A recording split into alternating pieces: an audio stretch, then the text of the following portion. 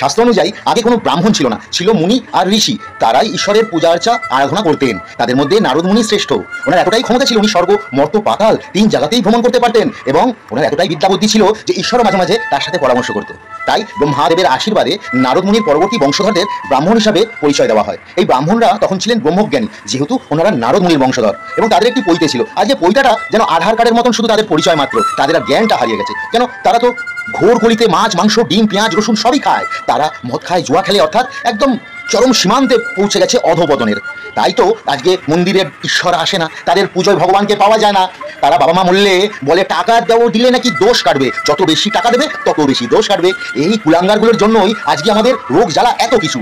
তাই সবার আগে এই বামুনদেরকে বয়কট করতে হবে এবং ধর্মের পথে সবাইকে আসতে হবে, কারণ কলিযুগে খারাপ বেশি, তার মানে ভালো নেই তা তো না।